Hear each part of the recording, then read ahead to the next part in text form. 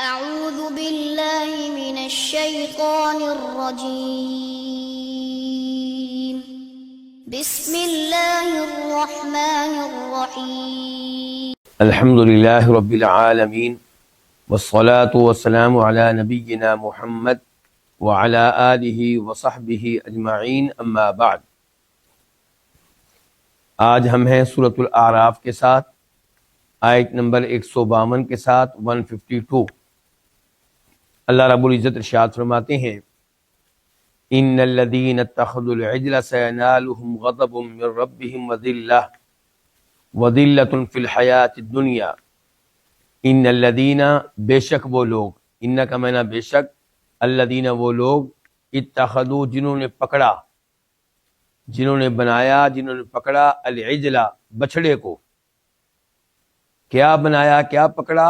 یہاں پہ ایک لفظ مقدر ہے، پوشیدہ ہے، وہ کیا ہے؟ الہن، معبود۔ بے شک وہ لوگ جنہوں نے بچڑے کو معبود بنایا، سینالہم، ان قریب ان کو پہنچے گا۔ سین کا معنی ان قریب، ینالو پہنچے گا، ہم ان کو، کن کو؟ جنہوں نے بچڑے کو معبود بنایا تھا ان کو۔ کیا پہنچے گا؟ غضبن، بھاری غضب۔ بھاری کس کا معنی ہے؟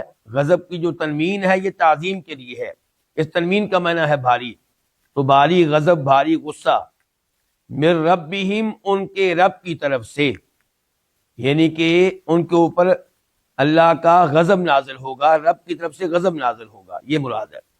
وذلۃ، اور بڑی ذلت، یعنی کہ ایک تو ان کو پہنچے گا ان کے رب کی طرف سے بھاری غضب، دوسرے نمبر پہ وذلۃ، اور بڑی ذلت، فی الحیات الدنیا، دنیاوی زندگی میں۔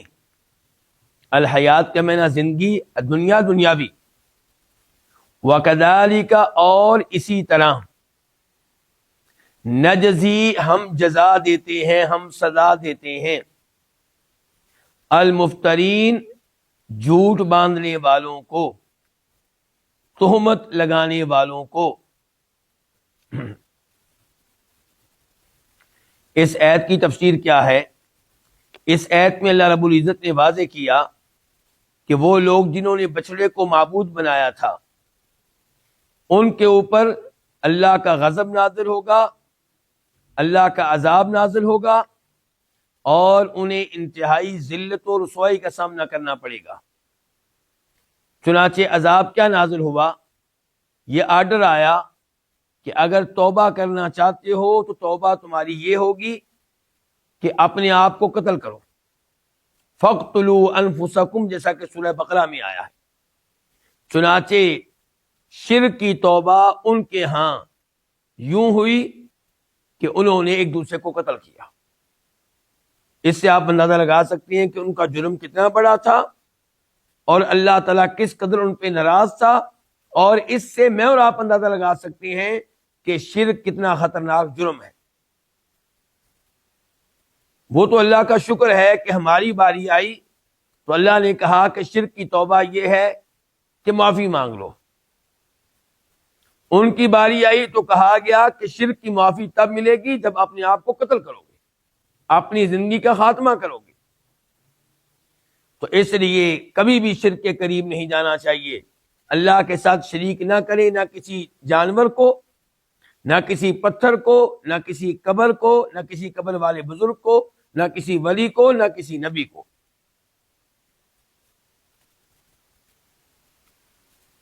یہاں پہ یہ بھی بتایا گیا کہ یہ اللہ کا غضب ان پہ نازل ہوگا، کہاں؟ دنیا میں، اور ذلت کا سامنا کریں گے کہاں؟ دنیا میں۔ جیسا کہ اللہ تعالیٰ نے دیگر مقامات میں ارشاد فرمایا کہ ذلت ان پہ ڈال دی گئی، رسوائی ان کے اوپر ڈال دی گئی۔ آخر میں اللہ نے کہا کہ ہم اسی طرح سزا دیتے ہیں ان کو جو جھوٹ باندھنے والے ہوں، اللہ تعالیٰ کے اوپر جھوٹ باندھنے والے ہوں، اللہ پہ تہمت لگانے والے ہوں۔ کیا مطلب ہے اس کا؟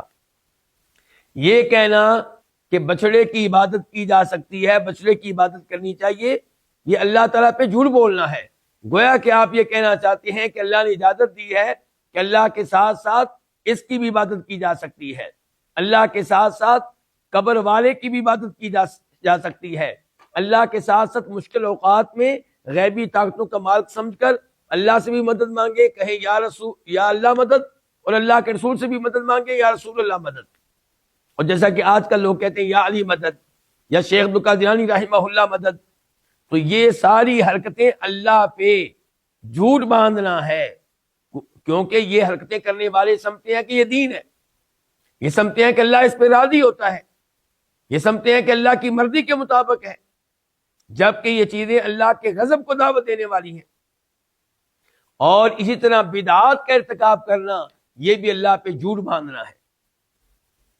آپ نبی علیہ الصلوۃ والسلام کے پیدائش والے دن 12 ربیع الاول کو عید میلاد النبی مناتے ہیں صلی اللہ علیہ وسلم، اور سمجھتے ہیں کہ یہ دین ہے، اور سمجھتے ہیں کہ اللہ اس کو پسند کرتا ہے، اور سمجھتے ہیں کہ اللہ اس پہ راضی ہوتا ہے، جبکہ یہ چیز اللہ کو ناراض کر دینے والی ہے، کیونکہ آپ نے یہ حرکت کر کے اللہ کے دین میں اضافہ کیا ہے۔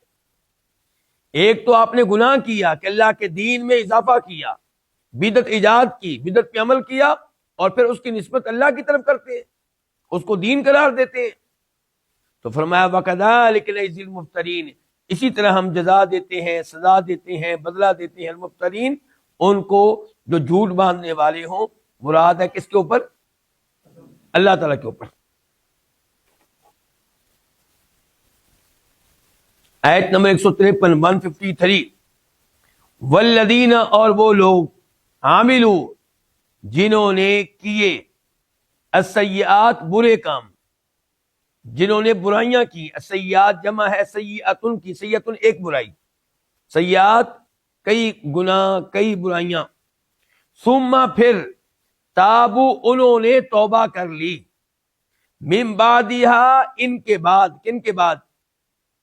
ان برائیوں کے بعد، ان گناہوں کے بعد، وآمنوا، اور ایمان لے آئے، ان ربک، بے شک تیرا رب، ان بے شک، یقیناً، ربک تیرا رب، کاف کا معنی کیا؟ تیرا، من بعدہا، ان کے بعد،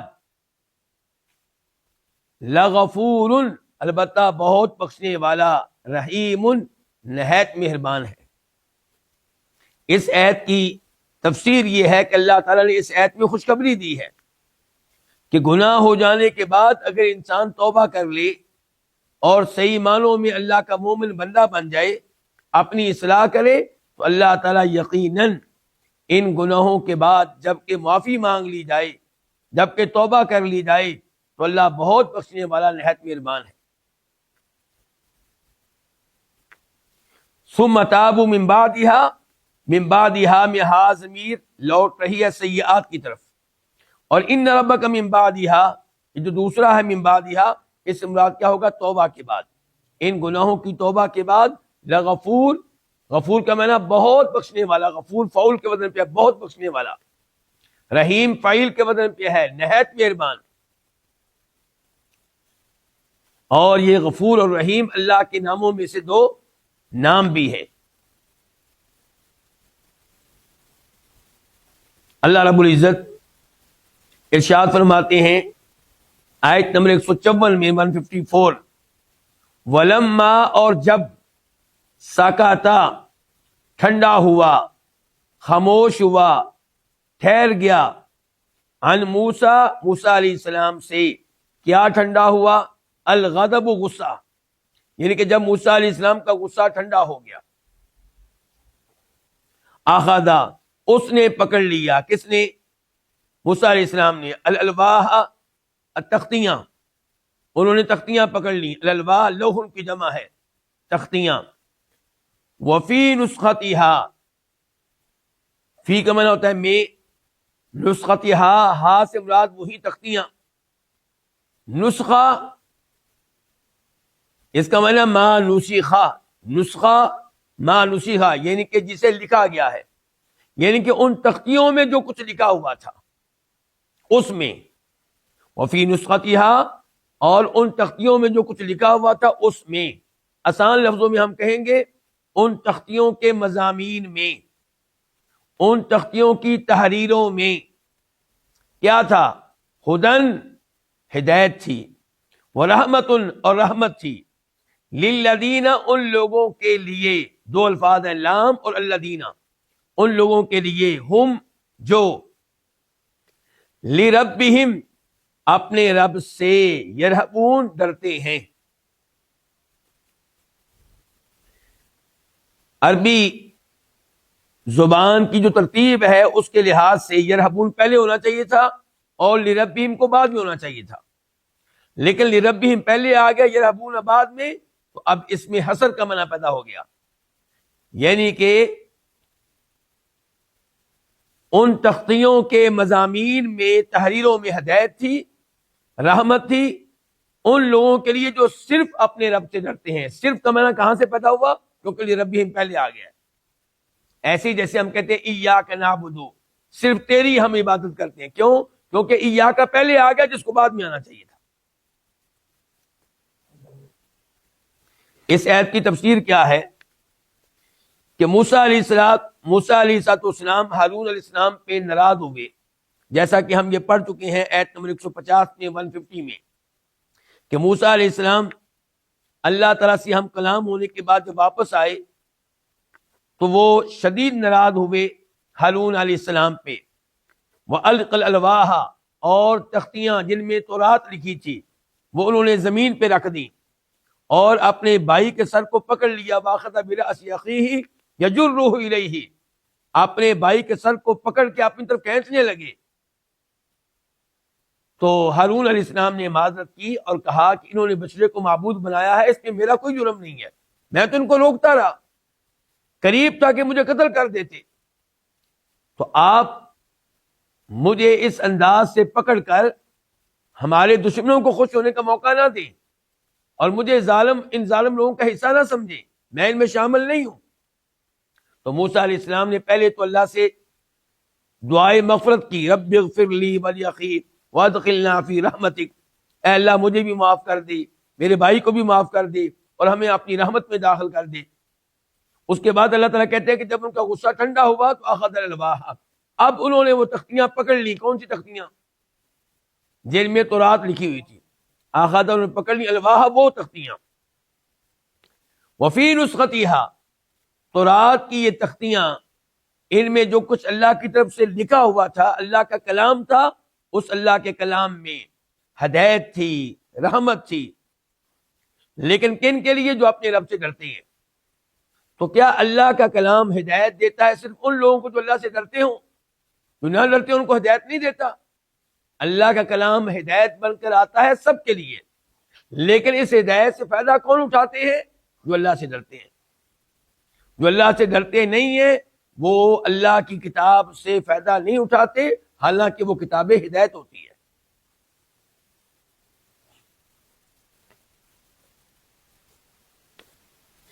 آیت نمبر 155 155، وَاخْتَارَ مُوسَىٰ قَوْمَهُ 70 رَجُلًا لِمِيقَاتِنَا. وَاخْتَارَ مُوسَىٰ، اور موسیٰ علیہ السلام نے اختارا، منتخب کیے، سلیکٹ کیے، چنے، قومہ، اپنی قوم سے، 70 رجلا، آدمی، لمیقاتنا، ہمارے وقت مقررہ کے لیے. لمیقاتنا 3 الفاظ ہیں، لام کے لیے، میقات مقررہ وقت، نہ ہمارا، تو ہمارے وقت مقررہ کے لیے موسیٰ علیہ السلام نے 70 آدمی منتخب کیے، سلیکٹ کیے، چنے. فلما، پس جب، اخذت، پکڑ لیا، ہم، ان کو، یعنی کہ ان 70 لوگوں کو کس نے پکڑ لیا؟ الرجفۃ، زلزلے نے. قال، اس نے کہا، کس نے؟ موسیٰ علیہ السلام نے. ربی، اے میرے رب. ربی اصل میں کیا ہے؟ یا ربی. ربی سے پہلے بھی یا ہے، ربی کے بعد بھی یا ربی. لیکن پہلی یا جو ہے یہ محذوف ہے، اور ایسا اردو میں بھی ہوتا ہے. مثال کے طور پہ میں ایک بچے کو بلاؤں گا تو میں کہوں گا عمیر، تو اصل میں کیا ہے؟ اے عمیر. ایسی عربی میں ہوتا ہے عمیر، مطلب کیا ہوتا ہے؟ یا عمیر. تو یہاں پہ کیا ہے؟ ربی، یا ربی، اے میرے رب. اس کے بعد با کے نیچے کسرہ ہے، زیر ہے، یہ کسرہ یہ زیر بتا رہا ہے کہ ربی کے بعد اصل میں ایک اور یا ہے جس کا معنی ہے میرے رب. تو ربی کا معنی ہم کیا کریں گے؟ اے میرے رب. یہ کون کہہ رہے ہیں؟ موسیٰ علیہ السلام. لو اگر شئتا تو چاہتا، اہلکتا تو ہلاک کر دیتا، ہم ان کو، یعنی کہ ان 70 لوگوں کو، من قبل اس سے پہلے، وَإِيَّايَ اور مجھے بھی. کیا یہ حمزہ استفہام ہے سوال کے لیے، کیا تہلکو تو ہلاک کرتا ہے نہ ہمیں، بما فعل السفہاء منا اس کی وجہ سے جو، با وجہ کے معنی میں ہے، سبب کے معنی میں ہے. کیا تو ہمیں ہلاک کرتا ہے اس کے سبب سے، اس کی وجہ سے، ما جو فعلا کیا، السفہاء بے وقوفوں نے، السفہاء جمع ہے سفیہ ان کی، بے وقوفوں نے، منا ہم میں سے. منا اصل میں کیا تھا؟ من نا، من سے نہ ہم.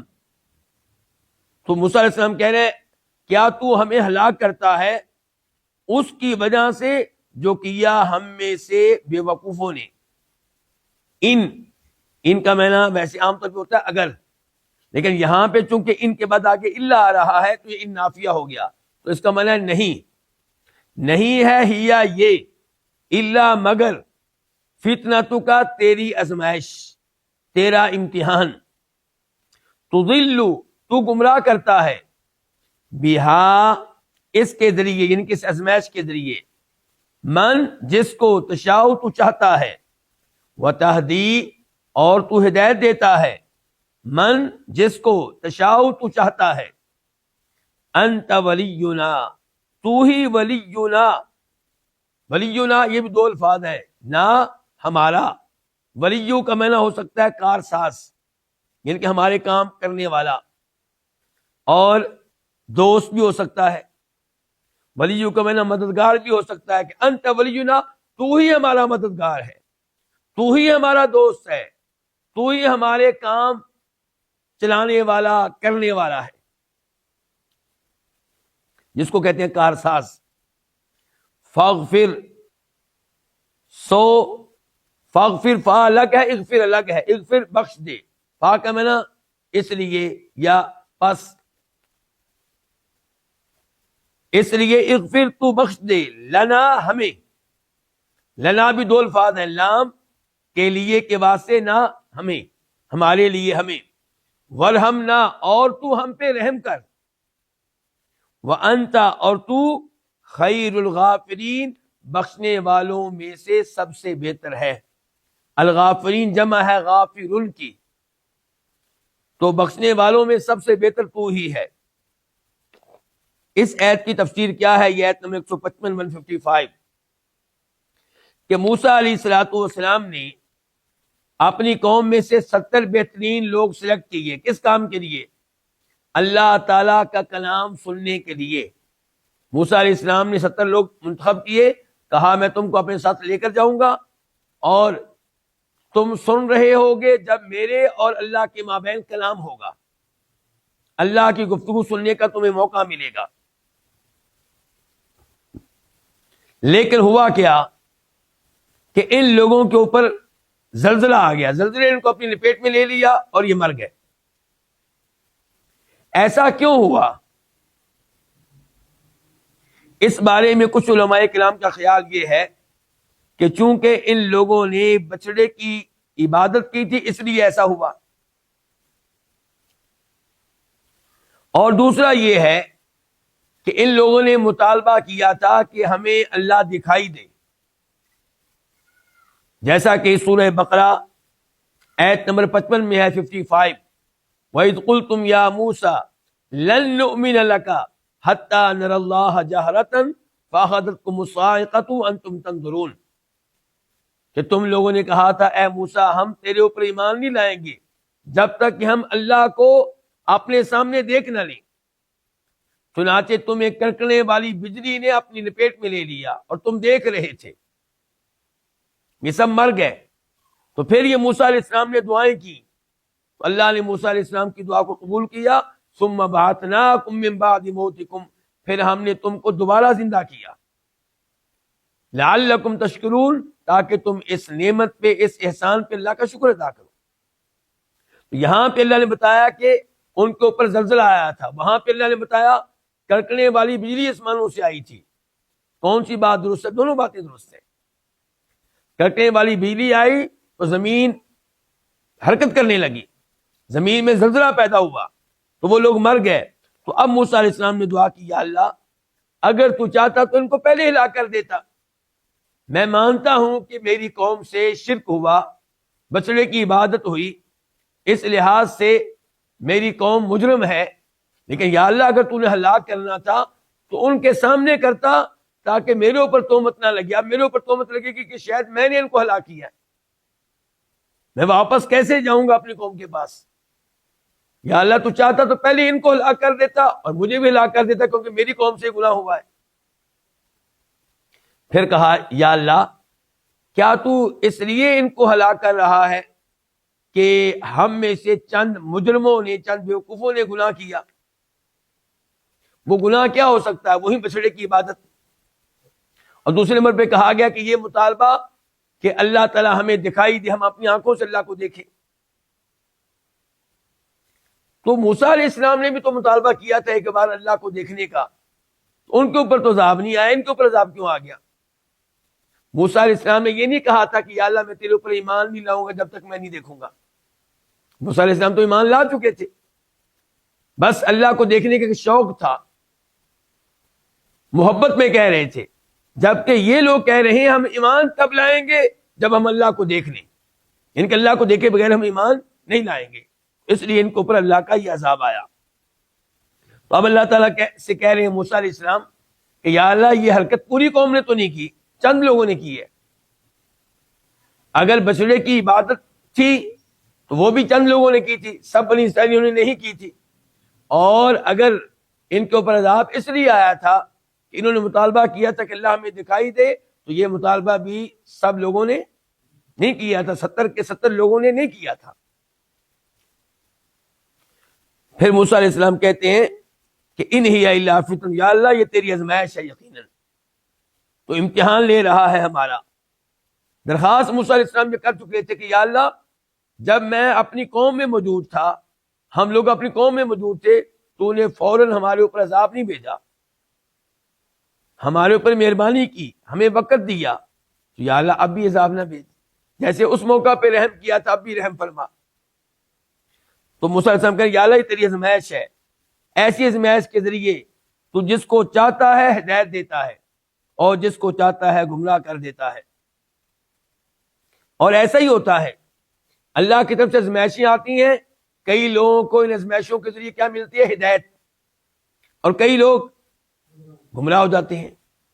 آپ چھوٹی سی بات لے لیں، کئی لوگ ایسے ہیں جن سے اللہ اولاد کی نعمت واپس لے لے تو گمراہ ہو جاتے ہیں، اللہ نے میری اولاد کیوں چھینی ہے مجھ سے؟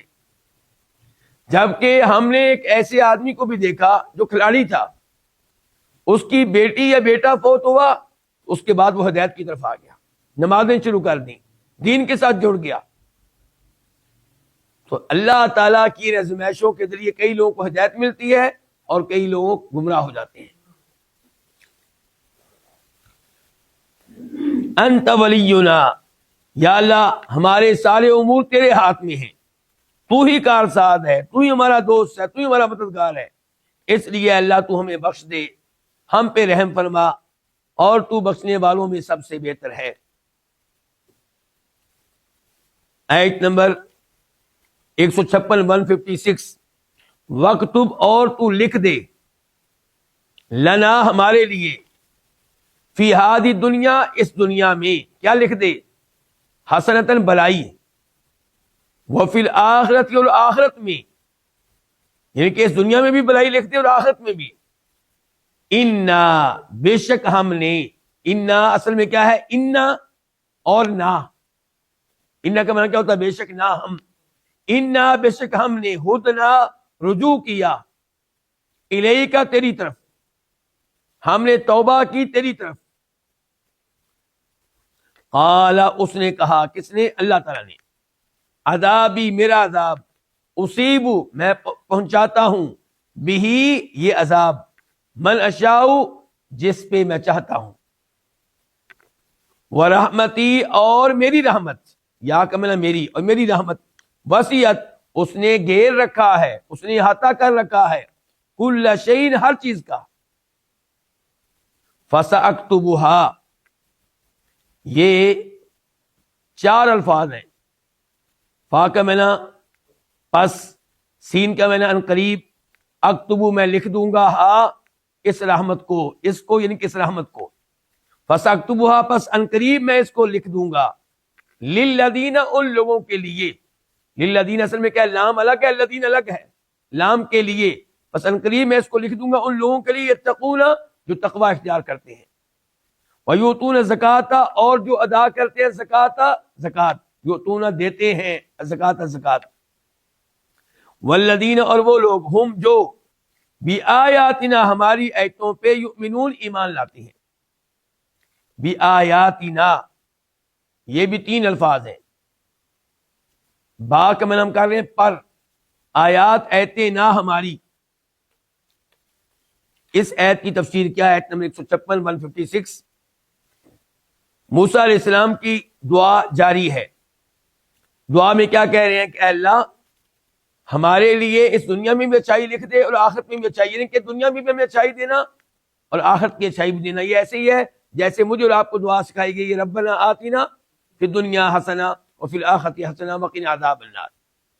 تو موسیٰ علیہ السلام کہہ رہے ہیں کہ اے اللہ ہمارے لیے اس دنیا میں بھی اچھائی لکھ دے، یعنی کہ ہمارے نصیب میں کر دے، اس دنیا کی خیر بھی اور آخرت کی خیر بھی۔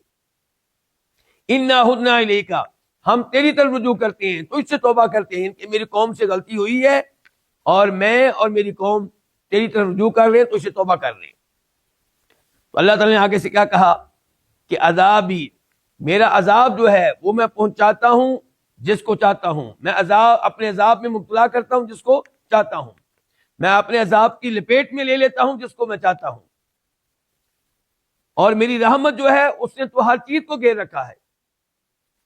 دنیا میں اللہ کی رحمت نے ہر چیز کو گھیر رکھا ہے، حتیٰ کہ ابلیس زندہ ہے تو اس کے پیچھے کیا اللہ کی رحمت، ورنہ جتنا بڑا اس نے گناہ کیا تھا اللہ اسی وقت اس کو ہلاک کر دیتا، لیکن اللہ نے اس کو مہلت دے رکھی ہے، اس کو نعمتیں دے رکھی ہیں۔ آج کے کفار، اللہ کے دین کا مذاق اڑانے والے، اللہ کے قرآن کا مذاق اڑانے والے، اللہ کے نبی کا مذاق اڑانے والے علیہ الصلوۃ والسلام، اللہ ان کو بھی رزق دے رہا ہے، اولاد دے رہا ہے، نعمتیں دے رہا ہے، زندگی دی ہوئی ہے، اللہ چاہے تو فوراً پکڑ لے۔ وَلَوْ يُؤَاخِذُ اللَّهُ النَّاسَ بِمَا كَسَبُوا مَا تَرَكَ عَلَىٰ ظَهْرِهَا مِن دَابَّةٍ، اگر اللہ تعالیٰ چاہے تو لوگوں کو پکڑ لے ان کے گناہوں پہ اور اس زمین پہ کسی کو زندہ نہ چھوڑے، لیکن آج بڑے بڑے مجرم زندہ ہیں، کسی کی زندگی 60 سال ہے، کسی کی 70، کسی کی 80، اور پوری زندگی اللہ کے دین کی مخالفت میں گزری ہے، اللہ کے بندوں مسلمانوں کی مخالفت میں گزری ہے۔ یہ اللہ کی رحمت ہے، دنیا میں اللہ کی رحمت سب کے لیے ہے۔ نبی علیہ الصلوۃ والسلام نماز پڑھنے لگے تو ایک عرابی نے بھی آپ کے ساتھ نماز پڑھی، اور نماز کے دوران اس نے دعا کی، دعا میں کہنے لگا اے اللہ میرے اوپر اپنی رحمت کر دے اور محمد کے اوپر رحمت کر دے علیہ الصلوۃ والسلام، اور کسی اور کے اوپر رحمت نہ کرنا۔ تو آپ علیہ الصلوۃ والسلام نے کہا لقد حجرت واسعا، اللہ کی رحمت تو بڑی وسیع ہے، کشادہ ہے، تو نے اس کو تنگ کرنے کی کوشش کی ہے، وہ تو بہت وسیع ہے۔ تو دنیا میں اللہ کی رحمت سے ہر کوئی فائدہ اٹھا رہا ہے، میں بھی اور آپ بھی، ورنہ میرے اور آپ کے بھی اتنے گناہ ہیں کہ اگر اللہ تعالیٰ کی رحمت نہ ہو تو ہم زندہ رہنے کے لائق نہیں ہیں۔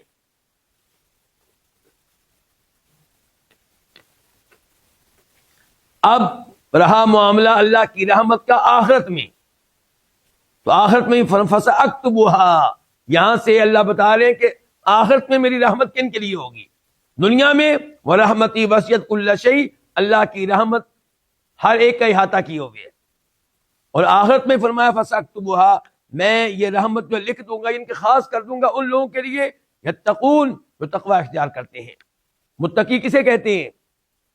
جو اللہ کے فرائض و واجبات پہ عمل کرے جس چیز کو اللہ نے واجب قرار دیا ہے اس کو اپنائے، اور جن چیزوں کو اللہ نے حرام قرار دیا ہے، ممنوع قرار دیا، ان سے دور رہے. یہ ہے تقویٰ.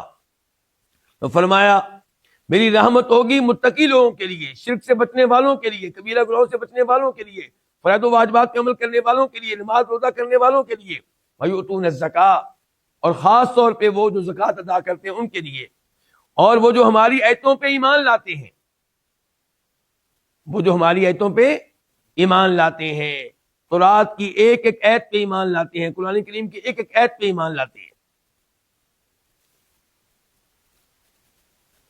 موسیٰ علیہ السلام نے دعا کی، اللہ نے ان کی دعا کا جواب دیا، اور موسیٰ علیہ السلام کے لحاظ سے گفتگو کا یہاں پہ اختتام ہو گیا. کہاں پہ؟ کہ وَالَّذِينَ هُمْ بِآيَاتِنَا يُؤْمِنُونَ.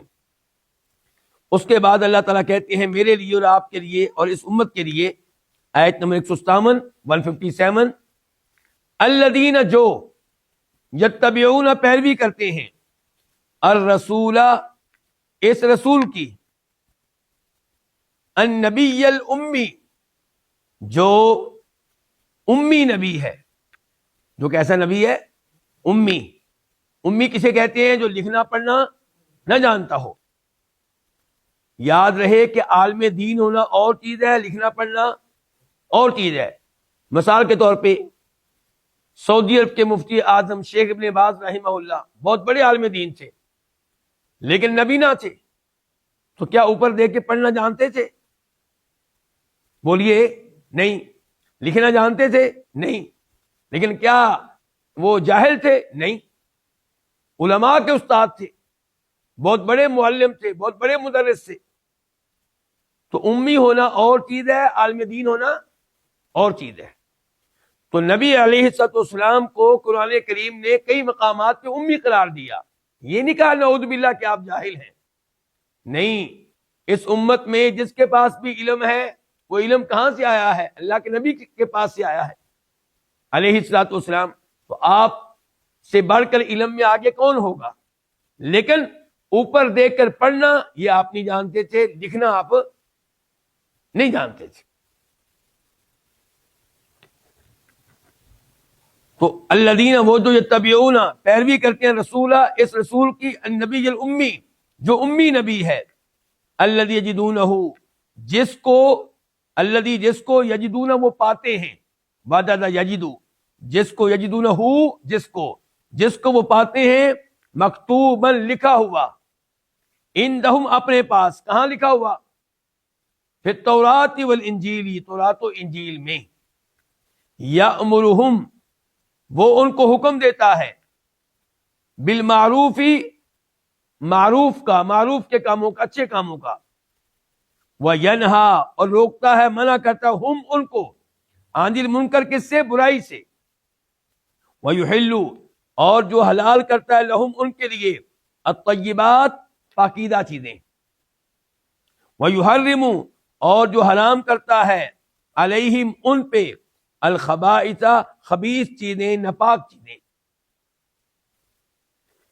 ویضع اور جو اتارتا ہے، عنہم ان سے، اسرہم ان کا بوجھ، والاغلال غل ان کی جمع ہے، اور وہ توق، التی جو کانت تھے، علیہم ان پہ، فالذین پس جو آمنوا ایمان لائے، بھی اس پہ، کس پہ؟ اس رسول پہ، اس نبی پہ، وعزروہ اور جنہوں نے اس کو قوت دی، اس کی تعظیم کی، وَنَصَرُوهُ اور جنہوں نے اس کی نصرت کی، اس کی مدد کی، وَاتَّبَعُوا اور جنہوں نے پیروی کی، النور اس نور کی، اس روشنی کی، الذین جو اتاری گئی، معہو اس کے ساتھ، کس کے ساتھ؟ اس نبی کے ساتھ، اولئک یہی لوگ ہیں، ہم وہ، یہ ڈبل ہو گیا تو میں نے کہا گیا یہی لوگ ہیں، المفلحون فلاح پانے والے، کامیابی پانے والے. اس آیت نمبر 157 کی تفسیر کیا ہے؟ 157 کی. اللہ رب العزت نے گزشتہ آیت کے آخر میں کہا تھا کہ میری رحمت خاص ہوگی روز قیامت متقی لوگوں کے لیے، زکوٰۃ ادا کرنے والوں کے لیے اور ان کے لیے جو ہماری آیتوں پہ ایمان لاتے ہیں۔ اس کے بعد اللہ نے بتایا اب کیا ہوگا۔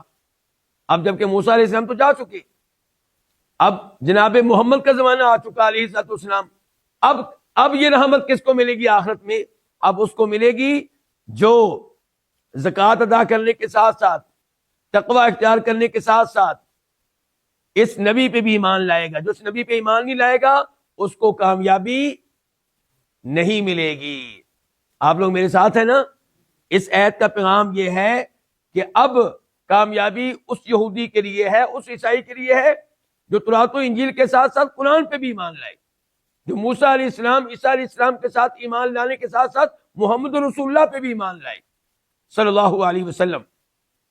تو فرمایا الذین یتبعون الرسول، وہ جو پیروی کرتے ہیں اس رسول کی جو امی نبی ہے۔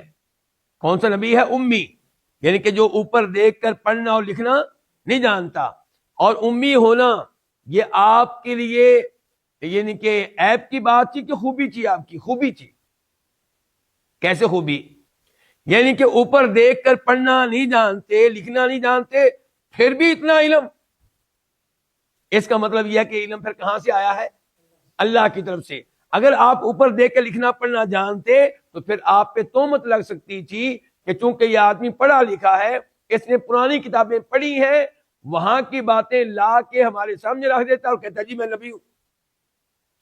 تو آپ علیہ السلام کا امی ہونا آپ کے لحاظ سے کیا تھا؟ بہت بڑی خوبی تھی، آپ کا بہت بڑا معجزہ تھا کہ لکھنا پڑھنا نہیں جانتے پھر بھی اتنا عظیم کلام، اتنی شاندار گفتگو، اتنی اہم معلومات اللہ کے بارے میں، اللہ کے رسولوں کے بارے میں، فرشتوں کے بارے میں، جنت کے بارے میں، جہنم کے بارے میں۔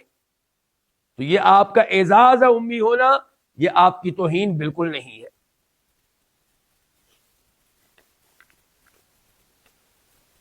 اچھا، یہ جو امی نبی ہے اس کو وہ لکھا ہوا پاتے ہیں تورات و انجیل میں۔ یہ نہیں کہ آپ کے بارے میں خوشخبریاں موجود ہیں کہاں؟ تورات میں، انجیل میں، پھر بھی یہ ایمان نہ لائیں تو بڑی عجیب بات ہے۔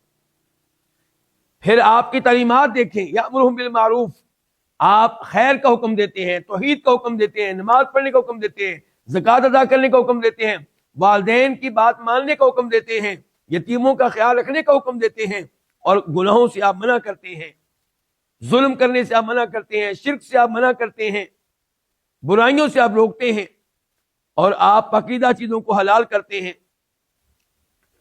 مثال کے طور پہ ان لوگوں نے اونٹ کے گوشت کو حرام قرار دیا ہوا تھا یہودیوں نے، تو آپ نے بتایا کہ یہ تو حلال ہے، اور خبیث چیزوں کو، ناپاک چیزوں کو آپ حرام قرار دیتے ہیں۔ ان یہودیوں نے خنزیر کو حلال کیا ہوا تھا، آپ نے بتایا یہ ایک گندی چیز ہے اور یہ حرام ہے، اور آپ ان کا بوجھ اتارتے ہیں۔ مثال کے طور پہ ایک بوجھ یہ تھا جو ان کے اوپر ڈالا گیا تھا کہ وہ نمازیں بھی ان کے اوپر واجب تھی، اور یہ بھی واجب تھا کہ نماز کہاں پڑھیں؟ عبادت خانے میں۔ گھر میں نماز پڑھنے کی اجازت نہیں تھی، بازار میں نماز پڑھنے کی اجازت نہیں تھی۔ ہماری باری آئی، اللہ نے کہا مسجد قریب ہے تو مسجد میں نماز پڑھو، ورنہ جدھر موقع ملتا ہے ادھر نماز پڑھ لو۔ تو آپ نے کتنا بڑا بوجھ ہلکا کر دیا۔ پھر ان کے لیے کیا حکم تھا کہ اگر شرک ہو جائے تو توبہ کیسے ہوگی؟ اپنے آپ کو قتل کرنا پڑے گا۔ ہماری باری آئی تو بس اللہ سے معافی مانگ لے اور شرک سارا ختم ہو جائے گا۔ اور ایسے ہی توق جو ان کے اوپر پڑے ہوئے تھے وہ بھی آپ نے اتار دیے۔ توق کی مثال کیا ہو سکتی ہے؟ مثال کے طور پہ خام خواہ کی پابندیاں ان کے اوپر لگی ہوئی تھیں۔ ایک پابندی یہ انہوں نے اپنے اوپر لگائی ہوئی تھی کہ جو عورت حالت حیض میں ہے اس کے ساتھ کھانا پینا جائز نہیں ہے جی، اس کے ساتھ لیٹنے کی اجازت نہیں ہے۔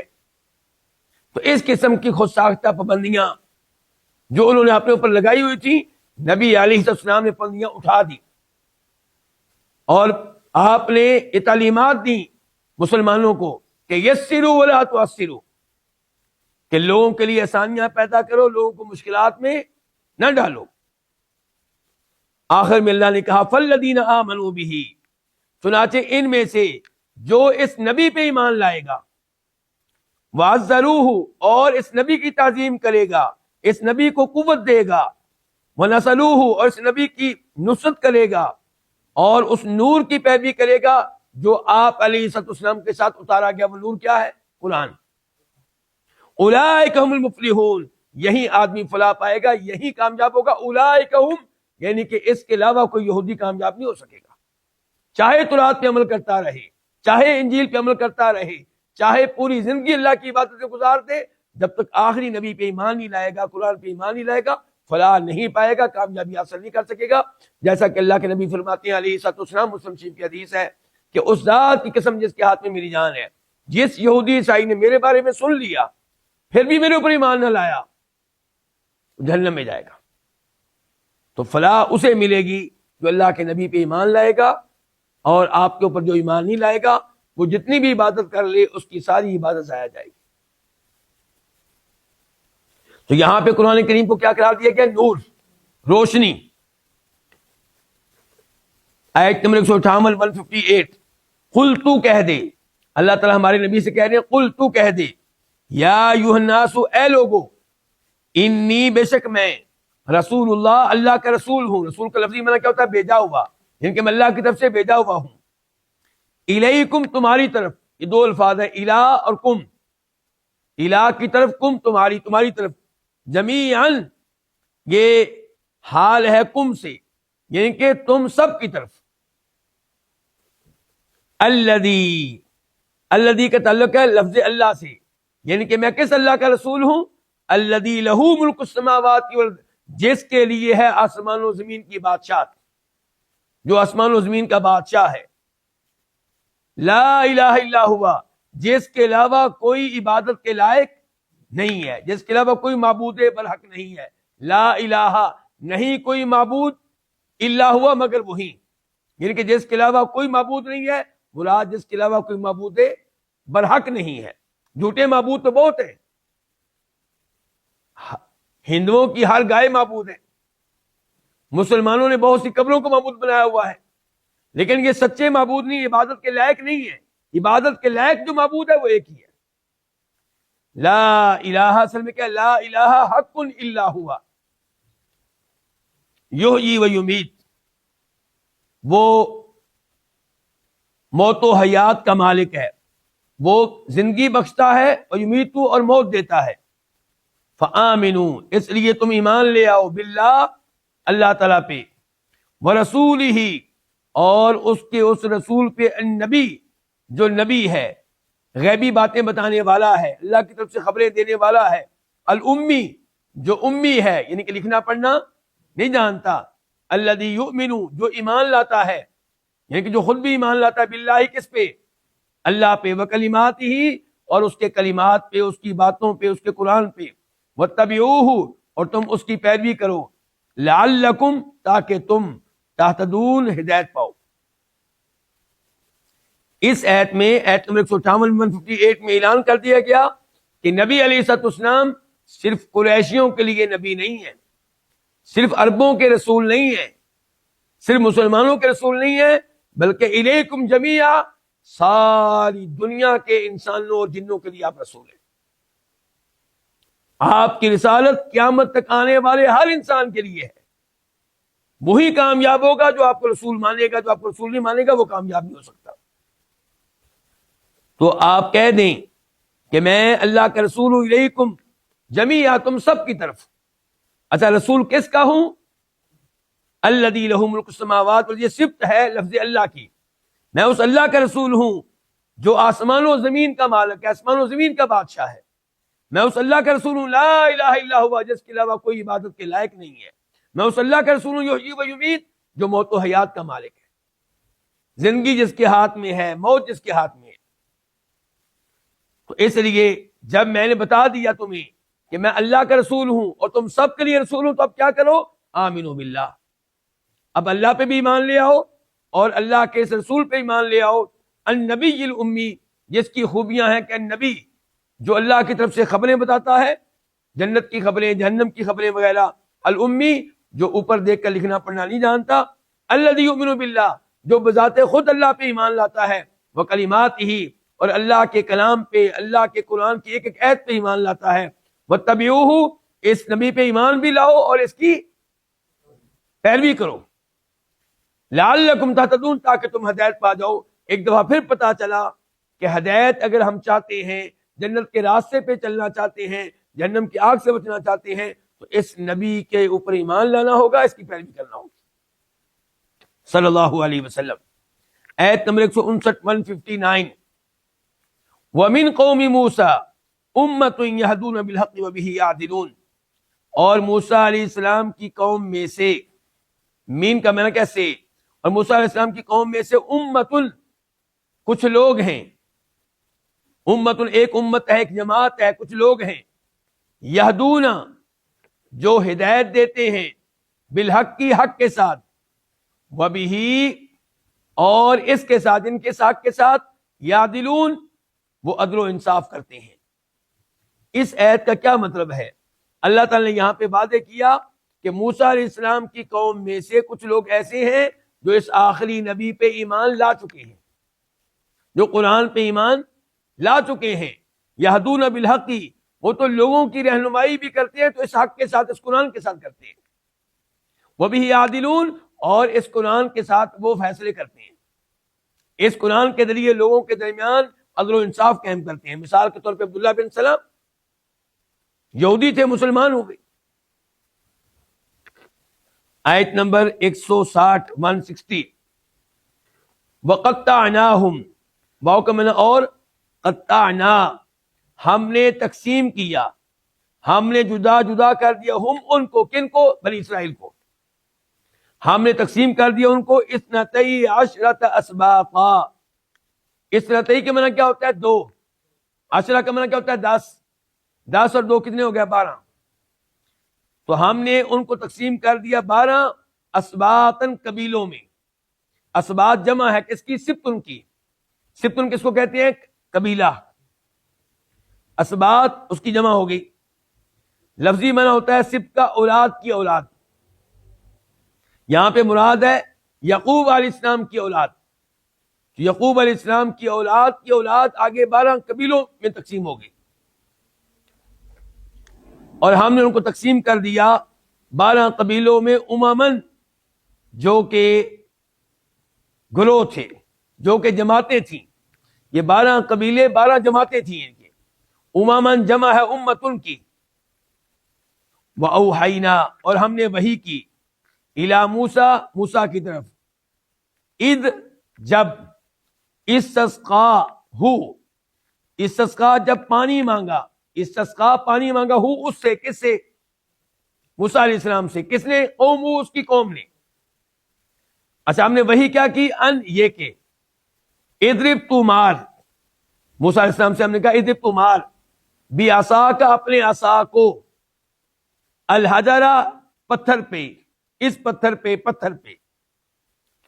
جتنی آیت ابھی ہم پڑھ چکے ہیں اس کی تفسیر کیا ہے کہ بنی اسرائیل کے 12 قبیلے تھے، جب موسیٰ علیہ السلام مصر سے نکلے، فرعون نے ان کا تعاقب کیا، تو اللہ تعالیٰ نے موسیٰ علیہ السلام کی قوم کے لیے سمندر میں راستے بنا دیے تھے، ان راستوں پہ چلتے ہوئے انہوں نے آسانی کے ساتھ سمندر کو کیا کیا؟ کراس کر لیا۔ فرعون اور اس کے لشکر وہ بھی انہی راستوں پہ سمندر کو کراس کرنے لگے، تو اللہ نے ان کو غرق کر دیا۔ اب یہ لوگ آگے آئے تو انہوں نے دیکھا کہ وہ لوگ کئی بتوں کی عبادت کر رہے ہیں، تو انہوں نے کہا موسیٰ ہمارے لیے بھی ایک معبود مقرر کر دے جیسے ان کے کئی معبود ہیں۔ موسیٰ علیہ السلام نے کہا بڑے جاہل لوگ ہو، یعنی کہ اللہ نے تمہارے اوپر کتنا بڑا احسان کیا ہے اور تم اللہ تعالیٰ کے ساتھ اوروں کو شریک کرنا چاہتے ہو۔ اس کے بعد موسیٰ علیہ السلام اللہ سے ہم کلام ہونے کے لیے طور پہاڑ پہ چلے گئے، انہوں نے پیچھے سے کیا کیا؟ بچڑے کی عبادت کی، بچڑا بنایا اور اس کی عبادت کی۔ تو اللہ تعالیٰ نے ان کو حکم دیا کہ توبہ کرو، اس نہ کہ اپنے آپ کو قتل کرو، تو ایسے ان لوگوں کی توبہ قبول ہوئی۔ اس کے بعد ان سے کہا گیا کہ یہ ہے شام، یہ ہے بیت المقدس، یہ ہے فلسطین، تم نے اس کو فتح کرنا ہے، جہاد کرتے ہوئے داخل ہو جاؤ، اللہ فتح دے دے گا۔ لیکن انہوں نے کہا کہ ہم تو ان سے لڑنے کے قابل نہیں ہیں، یہ تو بڑے طاقتور لوگ ہیں، ان سے خود موسیٰ لڑے یا موسیٰ کا رب لڑے، ہم تو یہاں بیٹھے ہوئے ہیں۔ تو اللہ تعالیٰ نے ان کو یہ سزا دی کہ اللہ نے کہا کہ 40 سال تک تم اب بیت المقدس کو فتح نہیں کر سکو گے، اسی صحرا میں گھومتے رہو گے، اسی میدان میں رہو گے۔ اب وہاں پہ رہتے ہوئے ظاہر ہے کہ ان کے اوپر بڑی تکلیفیں آئیں، تو اللہ تعالیٰ نے ناراض ہونے کے باوجود ان کے اوپر نعمتوں کی بارش کر دی۔ ایک یہ کیا کہ پیاس لگی تو اللہ تعالیٰ نے ان کے لیے پینے کا بندوبست کیا، دھوپ لگی اللہ نے بادلوں کا سایہ کر دیا، بھوک لگی تو اللہ تعالیٰ نے ان کے لیے من سلوا بھیج دیا۔ تو یہ اللہ کی نعمتیں ہیں جن کا یہاں پہ تذکرہ ہو رہا ہے۔ اللہ نے کہا یہ کہ اذ تمہار بھی عصا کا اپنے عصا کو الحجر اس پتھر پہ، فم بجست تو پھوٹ پڑے، منہ اس پتھر سے، اثنتا عشرۃ عینا 12 چشمے، عینن چشمہ چشمے، اثنتا عشرۃ کی پہلے وضاحت ہو چکی 12۔ قد تحقیق عالمہ جان لیا، کلو اناس تمام لوگوں نے، کل کا معنی کیا تمام، اناس لوگ، تحقیق جان لیا تمام لوگوں نے، مشربہم اپنے پینے کی جگہ کو، مشرب پینے کی جگہ، گھاٹ، اپنے اپنے گھاٹ کو سب لوگوں نے جان لیا۔ ہر قبیلے کو معلوم ہو گیا کہ یہ چشمہ، یہ پانی پینے کا یہ گھاٹ ہمارے لیے ہے، اور پانی پینے کا وہ گھاٹ دوسرے قبیلے کے لیے ہے، وہ تیسرے قبیلے کے لیے ہے۔ 12 قبیلے تھے، اللہ نے 12 ان کے لیے گھاٹ بنا دیے، 12 چشمے ان کے لیے پھوٹ پڑے۔ کتنا بڑا اللہ کا احسان ہے۔ اگر یہ پانی نہ ملتا صحرا میں، یہ پیاس سے مر جاتے۔ وَظَلَّلْنَا اور ہم نے سایہ کیا، علیہم ان پہ، الغمام بادل کا۔ صحرا میں دھوپ سے بھی مر سکتے تھے، اللہ کا کتنا بڑا انعام، اللہ نے بادل بھیج دیے ان پہ سایہ کرنے کے لیے۔ وَظَلَّلْنَا عَلَيْهِمُ الْغَمَامَ اور ہم نے سایہ کیا ان پہ بادلوں کا، وَأَنزَلْنَا اور ہم نے اتارا، علیہم ان پہ، المن والسلوى من اور سلوہ۔ من اور سلوہ کیا ہے؟ سلوہ اس سے مراد ایک پرندہ ہے، بٹیر سے ملتا جلتا پرندہ، اور المن کیا ہے؟ اس کی تفسیر میں علماء کرام نے کہا ہے کہ کھمبی، یہ اگتی ہے جہاں کہیں سیلابی پانی آئے اس کے دائیں بائیں اگتی ہے، اور کافی مفید ہوتی ہے خصوصاً آنکھوں کے لیے۔ اور ایسے ہی ایک گوند ہوتی ہے، اس کو بھی من کہا گیا ہے۔ تو من میں کئی چیزیں داخل تھیں، ان میں ایک کھمبی بھی ہے، ان میں وہ میٹھی گوند بھی ہے، اور بھی کئی چیزیں ہوں گی۔ اور سلوہ سے مراد وہ پرندہ ہے، بٹیر سے ملتا جلتا۔ تو یہ اللہ کی نعمتیں ان کو مل رہی تھی کہ ہم نے ان کو اتارا، من اور سلوہ۔ کلو، یہاں پہ ایک لفظ پوشیدہ ہوگا، مقدر ہوگا، قلنا لہم، کہ ہم نے ان سے کہا، قلنا ہم نے کیا کہا، کلو تم کھاؤ، من طیبات ما رزقناکم ان پاک چیزوں میں سے، ما جو رزقنا ہم نے دی ہے، کم تمہیں، وما اور نہیں، ظلموا انہوں نے ظلم کیا، نہ ہم پہ، ولیکن لیکن، کانوا وہ تھے، انفسہم اپنے اوپر ہی، یظلمون ظلم کرتے، یعنی کہ وہ اپنے اوپر ہی ظلم کیا کرتے تھے۔ اللہ نے تو نعمتوں کی ان کے اوپر بارش کر دی، ان کی نافرمانی کے باوجود، ان کی سرکشی کے باوجود اللہ نے ان کے اوپر اتنے بڑے انعامات کیے۔ پہلے فرعون کی غلامی سے نجات دی، فرعون کو غرق کیا، ان کے لیے سمندر میں راستے بنائے۔ سمندر میں راستہ بہت بڑی بات ہے، ہمارے لحاظ سے، اللہ کے لحاظ سے بڑی بات نہیں ہے، لیکن اللہ کے ان پہ یہ انعام کرنا یہ بڑی بات ہے۔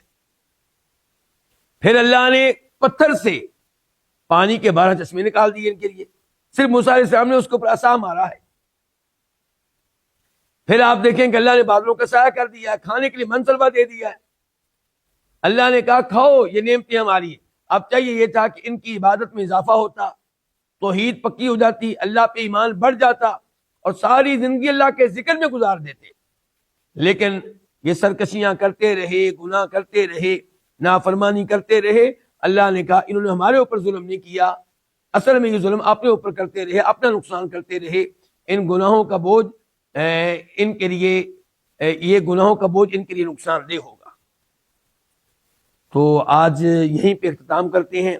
اللہ رب العزت سے دعا کرتے ہیں کہ اللہ تعالیٰ بنی اسرائیل کی ان بری عادات سے ہمیں محفوظ رکھے، اور جو نعمتیں اللہ کی ہمارے اوپر ہو رہی ہیں، اللہ ان نعمتوں کا شکر ادا کرنے کی ہمیں توفیق دے۔ جو نعمتیں آج کل ہمیں ملی ہوئی ہیں وہ بنی اسرائیل کی نعمتوں سے کم نہیں ہیں، اس زمانے کے لحاظ سے وہ بہت بڑی نعمتیں تھیں، اور آج ایسی نعمتیں اللہ نے ہر ایک کو دے رکھی ہیں۔ کیا اس زمانے میں سوچا جا سکتا تھا کہ یہ جو پختہ گھر ہیں ہمارے، ان کی دیواروں میں پائپوں کے ذریعے ٹوٹیوں سے پانی نکلا کرے گا، اور ایسی بھی ٹوٹیاں ہوں گی کہ آپ صرف نیچے ہاتھ کریں گے، ٹوٹی کھولنی بھی نہیں پڑے گی، خود ہی پانی نکلنا شروع ہو جائے گا. اور پھر من سلوا سے کم چیزیں ہم کھا رہے ہیں، کیسے کیسے پرندے، کیسے کیسے جانور، کیسا کیسا گوشت ہم کھا رہے ہیں، اور من کیسی کیسی مٹھائیاں کھا رہے ہیں، شہد، اور کیا کیا اللہ کی نعمتیں ہمارے اوپر. تو اس لیے ہمیں اللہ کی نعمتوں کی وجہ سے اللہ کا شکر ادا کرنا چاہیے، عبادت میں اضافہ کرنا چاہیے، گناہوں سے دور رہنا چاہیے.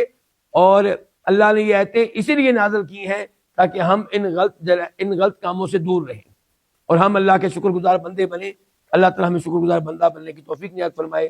وآخر دعوانا الحمدللہ رب العالمین.